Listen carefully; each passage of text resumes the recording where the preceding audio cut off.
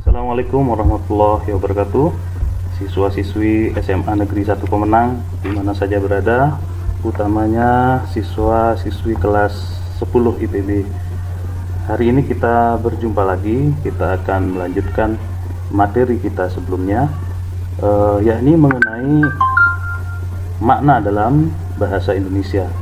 Pada pertemuan sebelumnya kita sudah membahas mengenai jenis-jenis makna, dan pada saat sekarang ini kita melanjutkan untuk membicarakan mengenai ragam relasi makna di dalam bahasa Indonesia. Makna kata memiliki beragam jenis, dan setiap makna kata itu memiliki hubungan dengan makna kata yang lainnya. Nah, hubungan itulah yang kita sebut sebagai relasi makna atau hubungan semantik. Nah, misalnya kata naik itu ada hubungannya dengan kata turun, ya. Kemudian kata pintar itu memiliki relasi dengan kata bodoh misalnya, ya. Jadi selalu ada hubungan antara satu makna dengan makna kata yang lainnya. Nah, secara semantik hubungan ini kita bedakan menjadi 3 jenis, ya. Yang pertama, dia berupa perincian atau penjenisan kata. Kemudian yang kedua berupa persamaan dan perbedaan makna kata. Yang ketiga itu berupa keragaman makna. Kita akan bahas satu persatu. Yang pertama, mengenai perincian atau penjenisan kata. Perincian atau penjenisan kata ini ya kita kenal sebagai makna umum dan makna khusus, ya. Nah, di dalam semantik kita ketahui ada kata-kata yang memiliki hubungan makna secara bertingkat. Jadi suatu kata itu bisa jadi adalah anggota dari kata-kata yang lain. Jadi dia sebagai anak buah dari kata yang lain, ya. Dan sebaliknya, satu kata bisa jadi membawahi kata-kata lainnya. Jadi dia sebagai bosnya. Nah, yang sebagai bosnya inilah yang kita kenal dengan istilah makna kata umum, ya. Kata umum, ya. Nah, misalnya contoh batu mulia. Batu mulia itu umum, ya. Contoh-contohnya bisa berupa intan, berlian, emas, ya.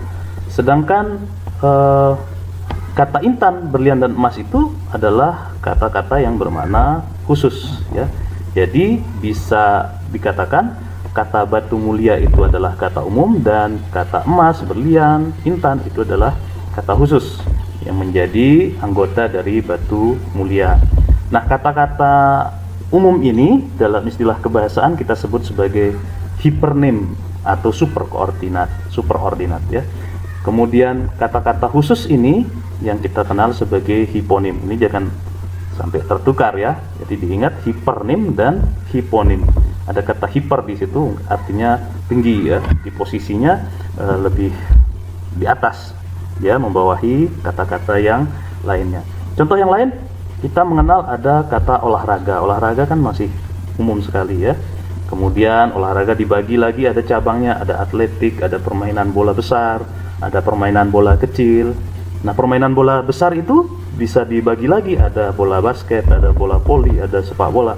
Jadi, nah di sini di dalam contoh ini kita bisa lihat bahwa pada saat bersamaan sebuah kata bisa menjadi anggota dari kata yang lain, tetapi dia juga bisa menjadi kata-kata umum bagi kata-kata yang lain. Seperti tadi, permainan bola besar itu bagian dari olahraga.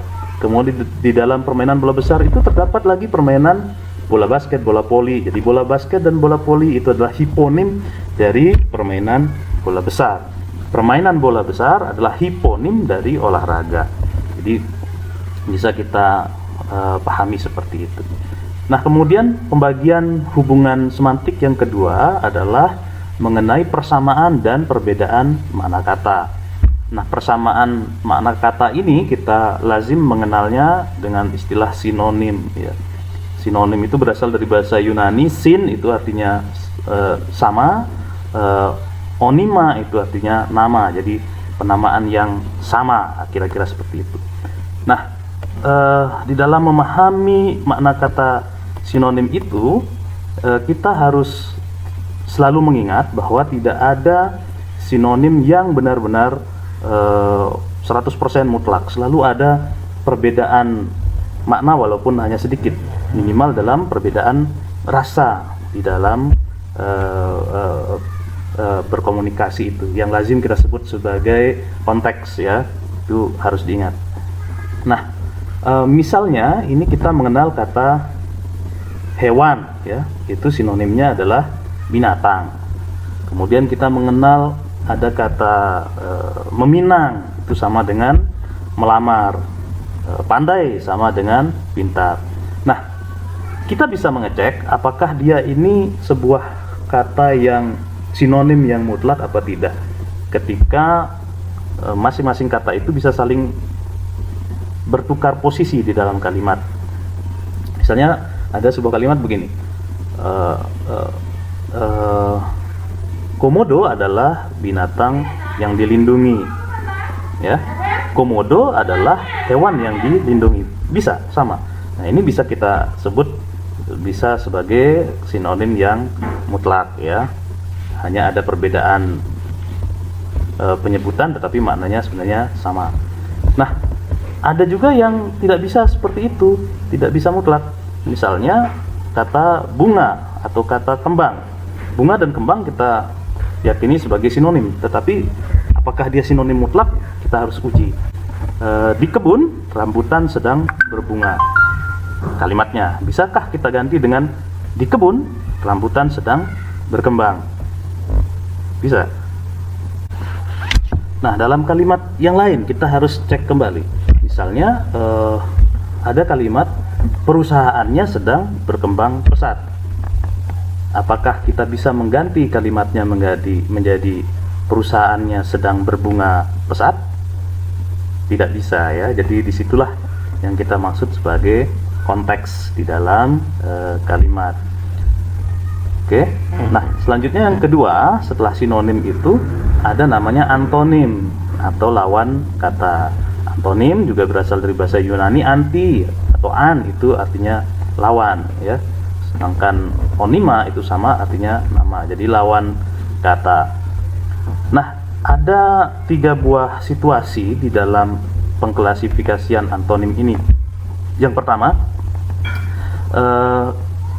jika suatu kata itu disangkal, maka maknanya sama dengan kata yang lainnya. Misalnya kita tahu lawan hidup adalah mati ya. Nah, ketika kata hidup kita sangkal, maka maknanya sama dengan mati. Contohnya apa? Tidak hidup, itu artinya mati. Atau contoh yang lain, misalnya kata jauh dekat, itu kan lawan kata. Ketika kita menyangkal kata jauh, maka maknanya berarti dekat ya. Tidak jauh berarti dekat. Nah, itu kondisi yang pertama. Kemudian yang kedua, jika salah satunya kita sangkal, kata-kata yang berlawanan itu maknanya belum tentu sama dengan makna kata yang melekatinya. Misalnya kata besar kecil, tidak besar itu belum tentu berarti kecil gitu ya. Kemudian marah, murah, mahal, mahal, murah, tidak mahal belum tentu dia murah ya. Kemudian yang ketiga, situasi ketiga adalah kondisi ketiga, satu kata itu adalah syarat untuk kata yang lainnya. Ini dalam antonim kita mengetahui ada kata yang menjadi syarat bagi kata yang lainnya. Misalnya kata tua, muda, bisa ada yang tua karena ada yang muda. Suami, istri, suami bisa ada ya karena ada istri. Jadi seperti itu. Jadi ada yang menjadi lawan kata tetapi sekaligus sebenarnya adalah pasangan katanya gitu ya. Nah, ini jangan keliru ya, seringkali di dalam kita berkomunikasi seringkali terjadi kesalahan. Misalnya pagi lawannya malam, itu hati-hati. Kalau pagi lawannya malam, siang lawannya apakah sore? Ya tidak tepat ya. Pagi lawannya sore, siang lawannya malam. Baik, yang berikutnya, yang ketiga menyangkut relasi makna ini kita sebut sebagai ragam makna. Nah, ragam makna ini ada 4 jenis ya. Yang pertama kita mengenal namanya homonim ya. Homo itu artinya sama ya. Nim nama, jadi penamaan yang sama. Jadi ciri-ciri homonim itu ketika bunyinya sama, pelafalan sama, dan tulisan juga sama. Misalnya ada kata genting ya. Jadi yang benar genting bukan genteng ya. Jadi keadaan sedang genting ya. Tik tik tik bunyi hujan di atas genting ya, bukan genteng. Jadi genting yang pertama itu maknanya situasi yang darurat, kemudian genting yang kedua maknanya atap. Lalu ada kata jarak. Nah, kalian bisa lihat di Facebook, jaga jarak bukan berarti pohon jarak yang dijaga, tetapi maksudnya ya jarak yang kita pahami. Kemudian itu yang kita sebut dengan homonim. Yang kedua adalah homograf ya. Homograf itu graf. Jadi yang sama adalah grafnya, tulisan. Graf itu tulisan. Jadi yang sama tulisan, tetapi pelafalannya beda ya. Maknanya juga berbeda. Misalnya ada kata seri ya. Kata seri dan seri. Seri yang pertama itu bermakna seimbang.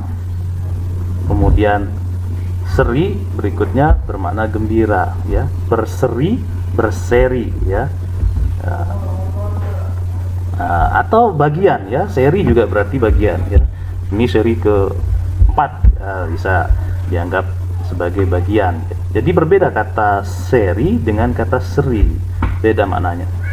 Termasuk yang kalian sering dengar contoh itu kata apel dan kata apel ya, maknanya berbeda. Jadi beda e sama e saja sudah berbeda makna. Kalau kita di Lombok ini ada kata lembar. Kalau orang luar Lombok membacanya lembar. Jadi lembar yang kita maksud adalah pelabuhan. Lembar itu ya kertas gitu ya. Jadi banyak pelafalan yang berbeda yang mengubah makna. Yang ketiga ada namanya homofon. Homofon ini tulisannya yang berbeda, maknanya juga berbeda, hanya saja bunyinya yang sama. Misalnya ada kata bank. Bank, kapan kita pergi ke bank? Jadi ada bank yang tulisannya pakai G, ada yang pakai NK ya, jadi maknanya berbeda. Kemudian ada kata call misalnya. Ini di kampung-kampung sering saya naik mobil call. Ya, itu mobil membawa call. Ya, kol sayur maksudnya. Lalu ada juga kata sanksi dan sanksi ya, sanksi yang artinya hukuman dan sanksi yang artinya ragu.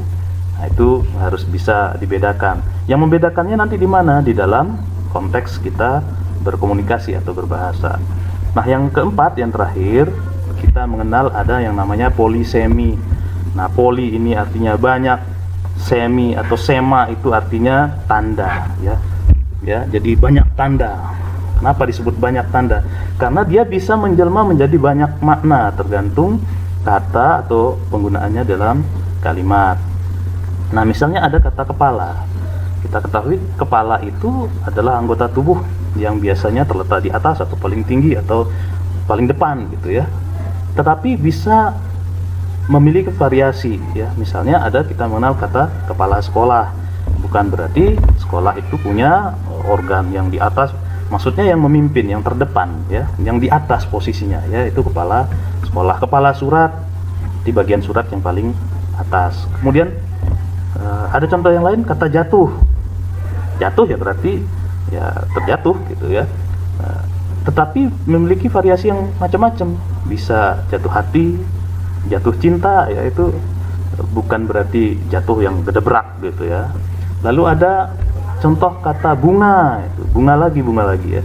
Jadi bunga yang kita kenal sebagai tanaman, bagian dari tanaman ya. Nah, tapi dia bisa bermakna berbeda ketika misalnya dia menjadi bermakna kias, bisa saja ya. Bunga desa, di gadis yang cantik di desa itu. Bunga bank itu bukan berarti ada bunga yang tumbuh di bank, tetapi maknanya penambahan ya, yang muncul, yang berkembang dari yang kita simpan di bank misalnya. Jadi itulah yang dimaksud dengan polisemi. Nah, inilah penjelasan Pak Guru hari ini tentang ragam relasi makna. Semoga kalian bisa memahami penjelasan yang sangat singkat ini dan setidaknya bisa menjadi bagian dari usaha kita untuk terus belajar walaupun dalam situasi darurat sekarang ini. Baik, tetap jaga kesehatan, kemudian tetap berdoa. Kita semoga apa yang kita alami saat ini segera berlalu dan kita bisa belajar dengan normal kembali. Tetap ingat, kalian adalah anak-anak hebat. Demikian, Assalamualaikum warahmatullahi wabarakatuh.